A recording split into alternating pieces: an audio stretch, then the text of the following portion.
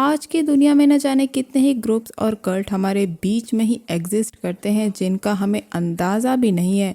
यहाँ तक कि वो हमारे पास भी आ सकते हैं, जो कि हमारी तरह ही नॉर्मल लाइफ जीते हैं, लेकिन इसकी असलियत किसी को भी नहीं पता है। और अगर आपको विश्वास ना हो तो आप गूगल कर सकते हैं, आपको जवाब मिल जाएगा। और मैं आपके लिए आज एक ऐसी इंडोनेशियन हॉरर मूवी को लाई हूँ जो कि है तुम्बल कंजंग इब्लिस, जो 2022 में रिलीज हुई है। इसकी IMDb रेटिंग 5.9 है। So without wasting any time, let's get into the horror coaster ride of this movie.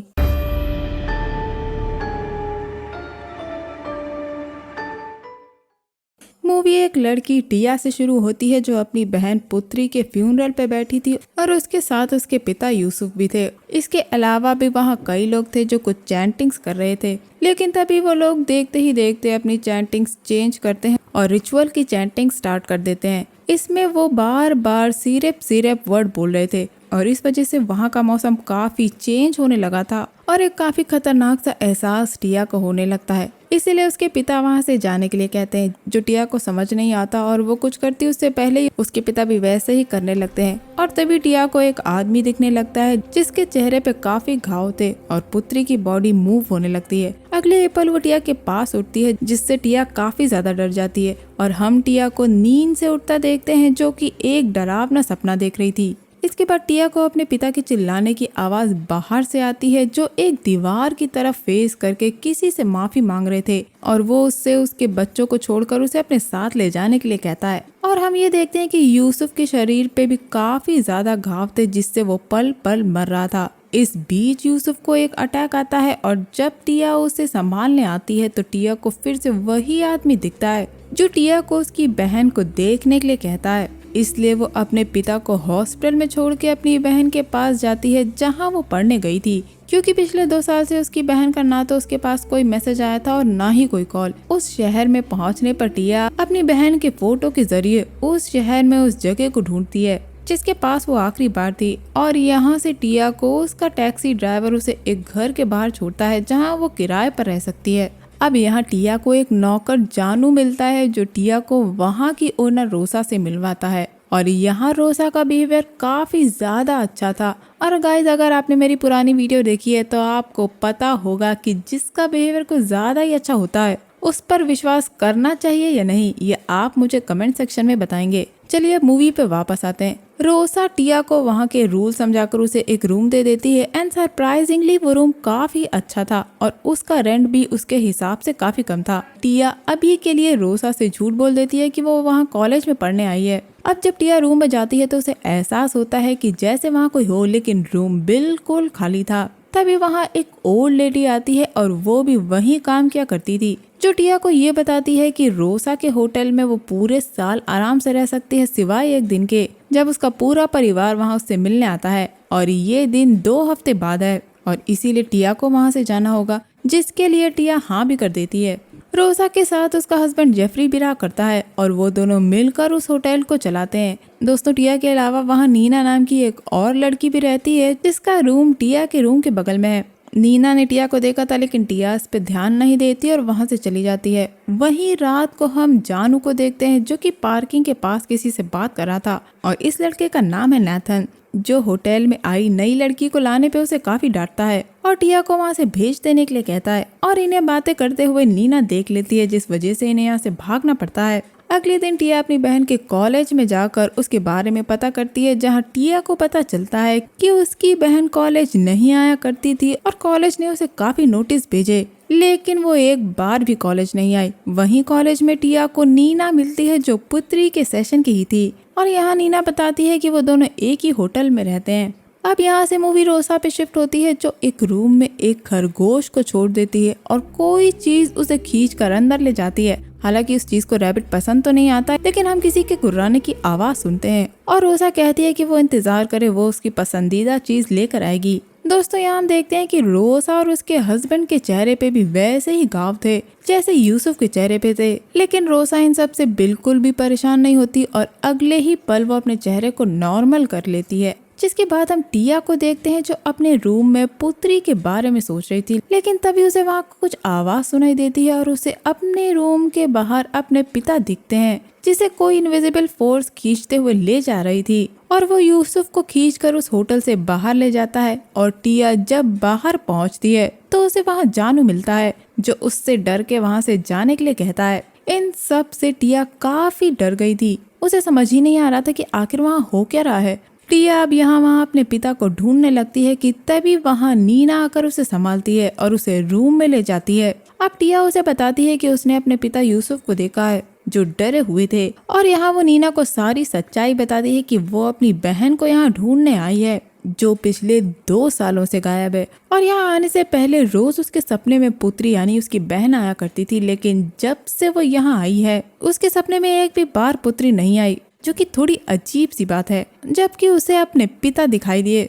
यहाँ टिया अपने पिता की फोटो दिखाती है और नीना टिया को बिना बताए यूसुफ की फोटो अपने पास सेंड कर लेती है। कुछ तो गड़बड़ है नीना, ये तो आगे पता ही चल जाएगा। और फिर नीना वहाँ से चली जाती है। अब हम रोसा को देखते हैं जो जेफरी को बताती है कि टिया के वहाँ होने से उसे डर लग रहा है, जिसके बाद जेफरी उसे बताता है कि नैथन भी जानू के साथ मिलकर उनसे बगावत कर रहा है। और अब जेफरी जानू को संभालता है और रोसा नैथन को समझाने जाती है। इसके बाद हम नैथन को देखते हैं जो टिया के रूम के बाहर एक लेटर रखता है जिस पर लिखा था कि वो कर्स यहीं से शुरू हुआ, इसीलिए उसे वहाँ से चले जाना चाहिए। ये टिया को काफी अजीब लगता है, लेकिन उसे पता नहीं था कि ये किसने दिया और क्यों। और हम नीना को देखते हैं जो अपने एक प्रोफेसर के पास गई थी और यहाँ गाइस कई सारे राज खुलते हैं, लेकिन ये हमारी उलझन और बढ़ाने वाले हैं। नीना ने उस फोटो में एक सिंबल को नोटिस किया था जिस पे काफी टाइम से वो रिसर्च कर रही थी और उसका प्रोफेसर उसे ये बताता है कि वो सिंबल कंजक इब्लिस नाम के डीमन का है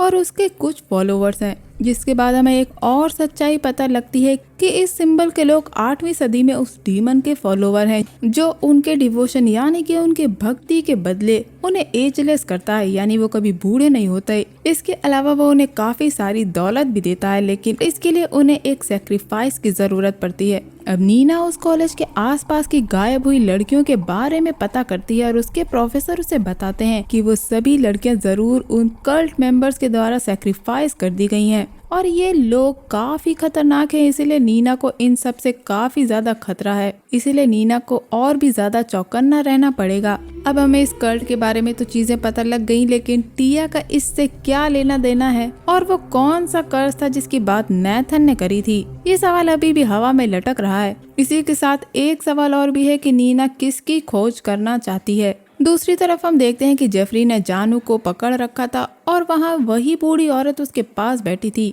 अब जेफरी जानू को टॉर्चर करता है क्योंकि नैथन और जानू टिया को वहाँ से भागने में मदद कर रहे थे। लेकिन दोस्तों यहाँ एक चीज गौर करने वाली है कि जब जेफरी जानू को स्टैब करने वाला था तो वो कुछ बोलने वाला था, लेकिन वो बूढ़ी औरत उसे चुप करा देती है और जेफरी उसे नैथन की मदद करने के लिए मना करता है। अब नीना टिया के पास जा रही थी, लेकिन उसकी कार में रोसा पहले से ही बैठी थी जो कुछ चैंटिंग्स की मदद से नीना को अपने वश में कर लेती है। और इधर होटल में टिया निकलने के लिए तैयार थी, तभी उसे कॉल आता है कि उसके पिता के जख्म और भी ज्यादा बढ़ने जा रहे हैं। ये सुनकर टिया और भी ज्यादा परेशान हो जाती है और तभी टिया मेन गेट पे रोसा को देखती है जो उस होटल में एक प्रेग्नेंट लेडी को अंदर लेकर जा रही थी और एकदम से रोसा उसके सामने आती है और टिया वहाँ से जा नहीं पाती। अगले सीन में हम जेफरी को देखते हैं जिसने उस प्रेग्नेंट लेडी के पेट को काटकर उसके बच्चे को निकाल लिया था और रोसा उस नवजात बच्चे को अपने रूम में छुपे हुए बेटे को खाने के लिए देती है और उससे ये भी कहती है कि अब वो पल दूर नहीं है जब कंजक इब्लिस उसके सेक्रीफाइस से खुश होकर उसे इस बच्चे को भी नैथन की तरह इस दुनिया में रहने लायक बना देगा। जी हाँ दोस्तों, नैथन रोसा का ही बेटा है जिसका जन्म कंजक इब्लिस के द्वारा हुआ था। और अब हम नैथन को देखते हैं जो टिया को एक महफूज जगह ले जाकर उसे आधी सच्चाई बताता है कि उसकी बहन पुत्री मर चुकी है और उसे रोसा ने ही एज अ सेक्रीफाइस उस डीमन को दे दिया है। अब वो नीना को भी एज अ सेक्रीफाइस देने वाली है, लेकिन टिया को वहाँ से चले जाना चाहिए, नहीं तो वो भी सेक्रीफाइस हो जाएगी। लेकिन टिया को समझ नहीं पाती कि नैथन कौन है और वो उसकी मदद आखिर कर क्यों रहा है। और नैथन उससे ये बात कहता है कि वो एक डीमन चाइल्ड है जिसे पैदा कराने के लिए किसी का सैक्रिफाइस दिया गया था और अब रोसा अपने बच्चे के लिए फिर से सैक्रिफाइस देने वाली है। और यहाँ एक और ट्विस्ट आता है कि टिया उसी डीमन की वजह से इस होटल में आई थी क्योंकि वो टैक्सी ड्राइवर भी उसी कल्ट का मेंबर था। अब नैथन उसे बेहोश कर देता है और हम टिया को देखते हैं जो अपने रूम में पहुंच जाती है और उसे फिर से आवाज सुनाई देती है और वो अपने रूम के सामने एक अजीब दरवाजा देखती है जो खुलता है तो उसे अंदर पुत्री बैठी हुई दिखती है जो टिया को उसको छुड़ाने के लिए भीख मांगती है। लेकिन असल में वो पुत्री नहीं कोई और ही स्पिरिट थी जो टिया को डरा कर एक अलमारी की तरफ इशारा करती है और टिया असल दुनिया में उठती है जो अभी तक एक सपना देख रही थी। और इस वक्त टिया एक बस में थी जो उसे उसके होम टाउन ले जाने वाली थी और तभी टिया को वही आदमी दिखता है जो मूवी की स्टार्टिंग में उससे उसकी बहन को ढूंढने के लिए कह रहा था और अब भी वो वही कहता है। अब टिया डर के वापस होटल आ जाती है और आज वही दिन था जिस दिन उसे होटल में नहीं रहना था। छुपकर जब वो नीना के रूम में जाती है तो वहाँ नीना नहीं थी लेकिन उसे अलमारी के पीछे ये लिखा हुआ दिखता है कि जो भी डेविल के साथ डील करके तोड़ेगा उसे कर्ज लग जाएगा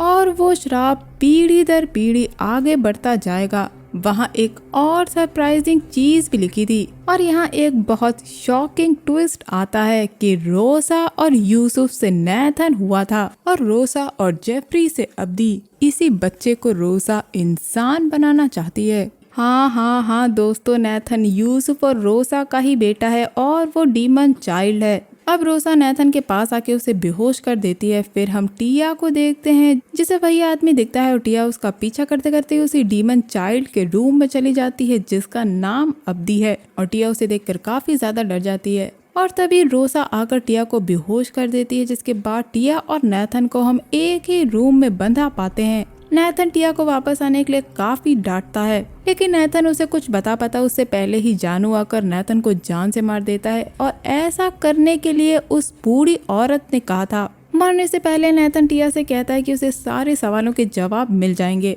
और हम देखते हैं कि कुछ डिमोनिक क्रीचर्स आके नैथन की डेड बॉडी को अपने साथ ले जाते हैं और जानू टिया को फ्री करके वहाँ से चला जाता है। उतने में वही आदमी वापस आके टिया को अपनी बहन को ढूंढने के लिए कहता है और वहाँ आकर टिया को सारी सच्चाई बताता है कि उसका पिता यूसुफ और रोसा दोनों कंजंग इब्लिस के फॉलोवर थे और उन दोनों ने उस डेविल के साथ डील साइन की जिसके बदले में उन्हें काफी दौलत मिली। पर रोसा का लालच बढ़ गया जो यूसुफ को बिल्कुल भी पसंद नहीं था और अब वो सैक्रिफाइस भी नहीं देना चाहता था, इसीलिए वो रोसा को छोड़कर वहाँ से उनकी मॉम के साथ एक नॉर्मल लाइफ जीने के लिए चला गया और डील को तोड़ा नहीं जा सकता, इसीलिए यूसुफ का आज ये हाल है। यहाँ में ये भी पता लगता है कि पुत्री को भी सपने में आकर टिया की ही तरह यहाँ लाया गया था लेकिन पुत्री उनके कल्ट के साथ नहीं जुड़ी तो उन्होंने उसका सैक्रिफाइस दे दिया और अब वो टिया को उनके साथ मिलने के लिए कहता है और कुछ चैंटिंग्स पढ़ने लगता है जिससे टिया को काफी तकलीफ होती है। लेकिन टिया को उसके पिता दिखते हैं जो उसे उनकी तरफ जाने से मना करते हैं लेकिन टिया बेबस थी और वो कुछ नहीं कर सकती थी। जिसके बाद हमें पता लगता है कि वहाँ आने वाले गेस्ट उस कल्ट के मेंबर थे। जिसके बाद रोसा, जेफरी और वो बूढ़ी औरत पार्किंग में नीना को एज अ सैक्रिफाइस रेडी करते हैं और कंजंग इब्लिस की चैंटिंग करने लगते हैं और वो वहाँ आकर नीना की सोल को कंज्यूम कर लेता है। दोस्तों, रोसा नीना और टिया को एज ए सैक्रिफाइस इसीलिए देना चाहती थी ताकि वो अपने चेहरे को हमेशा के लिए ठीक कर सके और अपने बेटे को इंसान बना सके। लेकिन नीना के सैक्रिफाइस के बाद भी उसका चेहरा ठीक नहीं होता और तभी टिया का शरीर हवा में उड़ते हुए वहाँ आ जाता है। और यहाँ एक और ट्विस्ट आता है जब रोसा ये समझ जाती है कि उस बूढ़ी औरत ने उन्हें धोखा दिया है। उसने नीना के सैक्रिफाइस को अपने लिए यूज किया और हम देखते हैं कि वो डीमन टिया की बॉडी के अंदर जाके उसे पजेस कर लेता है और रोसा और जेफरी की सोल को भी कंज्यूम कर लेता है। और ये सारा प्लान उस बूढ़ी औरत और जानू का ही था और अब वो डीमन इस दुनिया में आ चुका था और उधर यूसुफ भी मर जाता है जिसकी बॉडी वही डिमोनिक क्रीचर अपने साथ ले जाते हैं। अब एक नई सुबह उस होटल में एक और नई लड़की लाई जाती है और उसे जानू टिया के पास ले जाता है जो अब वहाँ की ओनर थी और वो खुद कंजंग इब्लिस थी। और एंड सीन में हम यही देखते हैं कि वो डीमन उस लड़की को उसका रूम दिखाता है जो वहाँ के रेंट के मुताबिक काफी बड़ा था और बस ये मूवी यहीं एंड हो जाती है। मूवी थोड़ी कंफ्यूजिंग है ना, मैं आपके लिए आसान कर देती हूँ। यूसुफ और रोसा सबसे पहले उस बूढ़ी औरत के पास आए अपनी यंग एज में उस डीमन के साथ डील करने, जिसके बाद यूसुफ तो चला गया लेकिन वो डील कभी भी खत्म नहीं हुई, जिस वजह से उनकी जिंदगी मौत से बदतर हो गई, जिसकी वजह से उनकी दोनों बेटियों को सफर करना पड़ा। वहीं बात करें रोसा की तो वो उस डीमन की फॉलोवर बनी रही, जिसके बदले में उसे दौलत मिली और 2 बच्चे, एक यूसुफ के साथ नैथन और जेफरी के साथ अब्दी। लेकिन सच जानने के बाद नैथन इस श्राप को तोड़ना चाहता था, जिसमें वो पुत्री और टिया को उस कल्ट का मेंबर नहीं बनने देना चाहता था। लेकिन उसकी लड़ाई एक डीमन के साथ थी जिसमें वो हार गया। लेकिन रोसा का लालच इतना था कि वो हर बार एक सैक्रिफाइस का इंतजाम करती थी जो कभी खत्म ही नहीं होता था। और इसके 2 कारण थे, पहले कि उसके बेटे को इंसान बनना था और दूसरा कि उसे अपने चेहरे को ज्यादा सुंदर बनाना था, जिसके लिए उसने नीना और टिया को मरवा दिया। लेकिन दूसरों के लिए गड्ढा खोदने वाला खुद पहले गड्ढे में गिर जाता है और रोसा को भी बुरी मौत हुई। दोस्तों, टिया ने उस डीमन की डील को एक्सेप्ट करके उसे अपनी बॉडी में बना दी, जिसके बाद वो डीमन धरती पर रहकर अपनी हैवानियत को एक अलग ही सीमा तक पहुंचाएगा। तो दोस्तों, ये था मेरा movie explanation Indonesian horror movie Tumbal Kanjeng Iblis को लेकर। उम्मीद करती हूँ आपको ये मूवी एक्सप्लेनेशन पसंद आया होगा। मैं मिलूंगी आपसे अगले वीडियो में, तब तक के लिए अपना बहुत ख्याल रखिए। Stay safe, keep hunting, lots of love.